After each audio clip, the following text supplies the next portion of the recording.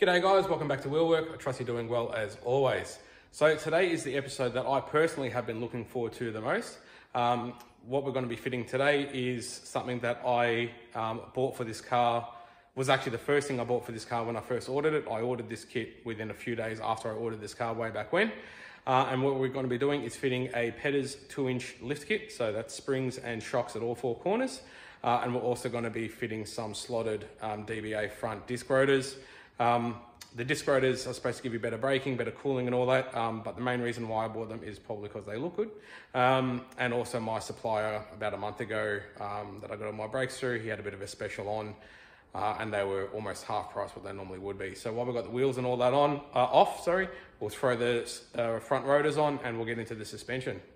So before we start, I thought I'd take a couple of baseline measurements. I'm just going through the center of the wheel down to the ground. So on the front wheel arch, we have around 850 mil. And on the back, we have around 880 mil. All right, so we've got the front wheels off.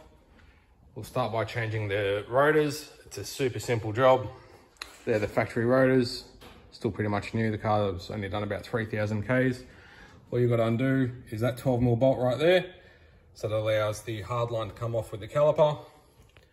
And then there's two 19 mil bolts. There's one there and one there on the back of the caliper. You undo them, caliper comes back, support the caliper up, disc slides off, pop the new one on and repeat for the other side. These are the rotors that we are using. So they are DBA T2 slotted. I've only got them for the front, not for the back. Your front does most of your braking anyway. So I'm just gonna crack into it and get them swapped over and I'll show you how it looks once it's done. All right, so they're all on and looking good.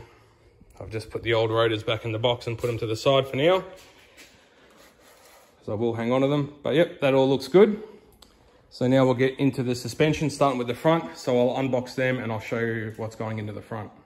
All right, we've got the car up a bit higher. I just wanted to show you how you go about getting these front struts out. So I've actually bought complete replacement struts through Pedders, complete with a heavy duty top hat. You can just get shock and spring and retain your original hat, or you can spend like an extra $100 and get a heavy duty top mount, which saves you pulling your strut apart to get yours out. It just saves a lot of time. So to get this out, all you do is undo these two 12 mil bolts here, which take this metal shield off. Then you can get to the lower strut bolt. You do need to undo the two bolts for your sway bar, as well as undo your sway bar link. And then just move the sway bar forward and just sort of let it hang out there. And then on the top of the strut mount, you've got 3 nuts which sit on the top there. So you can just go through the top of the mount up there and get to them from up there. I do apologize guys that I'm rushing through this video a bit. I am on a little bit of a time restraint today, so I'm trying to get it done and still video it for you guys. But yeah, we'll get this sort of apart and we'll show you a bit more what it looks like once it's apart. All right, so this is where I'm up to. I've undone the sway bar link, pulled it out of there. I've undone the sway bar mounts. You don't have to undo the sway bar. I just like to do it to give me a little bit more room. I've removed the lower strut bolt. I've also removed the ball joint nut, which is right there. You just give that a little bit of a hit with a hammer to separate that, and then the upper control arm can pivot up. And then there's those 3 nuts up the top there. So you take them off and then you can just sort of jimmy the strut out. And that's it, both sides out. Sort of like that. And that's what they look like side by side. Old versus new. Well, still technically new versus new and better. Bit of a comparison, the upgraded shocks have a much larger diameter body. The coils are a thicker diameter than the factory ones as well. These are foam cell, these are oil. Better valving in the shocks, better bump stops, just all around good bit of kit. So I've got the new strut just sort of sitting in there with the bolts loose. These are all loose. That one sits through loosely. I do recommend just getting the top nuts started. It makes it a hell of a lot easier to get that bolt through. And then also I use my transmission jack to lift the lower control arm up. So when I bring the knuckle across to bring that arm down, I'm not reefing down on this super hard to try and get it through here. This will already be lifted up a bit.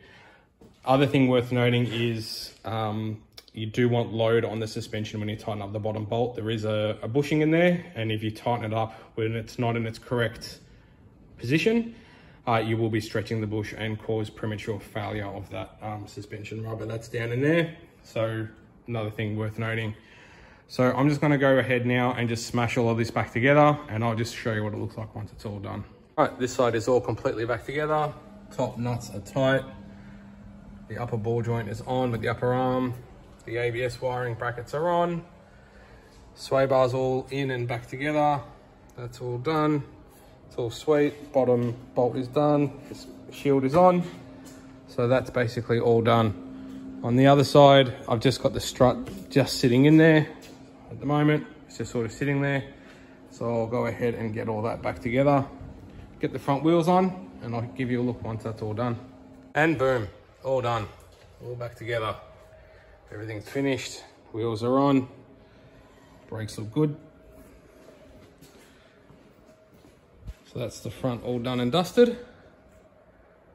Moving on to the back. Okay, so moving on to the rear now. The rear should be pretty straightforward. All you've got to do to get the rear suspension changed over, so again, shocks and springs, is we'll go ahead and pull the back wheels off. You've got this lower shock absorber mount here, which is just that one bolt. Looking up the top of the shock absorber, there's actually a plate that goes through to the subframe with two bolts up there, two 40mm bolts. So you undo those two bolts, drop it down, and then there's a nut that holds that plate onto the top of the shock absorber. So you swap that out. Once that's done, you should be able to push down on the diff enough to get the spring out, put the new spring in, new shocks in, and it's that simple. So we're gonna have a look, see how long this takes to do, including taking the wheels off. It's currently 1:34 p.m, so we'll get into it. And it's all out. 1:42, so it took about 8 minutes. That also includes swapping over those top mounts as well. So yeah, it's all quite easy. So we'll go ahead and get the new stuff in there, and I'll show you how it looks once it's done. And that's it, guys. Lift kit is completely installed. All 4 springs, all 4 shocks, all done. So I'm just gonna drop it down now. We'll take some more measurements to see how much it's come up. And then we'll head down to the wheel and tire shop and get a wheel alignment done. Obviously, this will have changed all of the suspension geometry, especially on the front. So we'll just take it for a small drive for about 10 Ks to settle the suspension and get the alignment done. All right, so measuring up the front now, we've got about 920mm and around 935 on the back. My little calculations that I scribbled down before, that means the front has come up about 70mm and the back about 55. So it's about 2 3/4 inches on the front and about 2.1, 2.2 on the back. Now, don't panic. I know that that sounds like it's a lot. The car has literally just come down off the hoist, and it's as it sits, it has not been moved. You move the car, the suspension will settle. You drive it a bit, the suspension will settle. So what I'm gonna do is I'm gonna take it for a drive. I'm gonna take it down to the alignment shop to get it aligned, and when we get back, we'll remeasure it. But first, I'm just gonna pull it into this area here so we can have a bit better of a look at it. So that's how she looks out of the back area. You can definitely tell it's come up a fair bit. Even getting in and out of the car, like just now getting out of it, you can feel it's a fair bit higher. But just to prove the point of what I was just saying, and I've literally just driven it 5 meters from there to here. So previously on the left front wheel, we had 920mm, and already that's sitting on the ground through the center of the wheel. I've got about 905. So it's already 15mm just from moving it that little bit. Obviously everything settles, wheels sort of roll back to their roll of center and stuff like that. So we will get proper measurements once it's back from alignment though. Alrighty, so she's all set up on the aligner. So we've adjusted caster and camber, which is those top bits right there. So we're happy with that. Now we just go ahead and adjust the toe.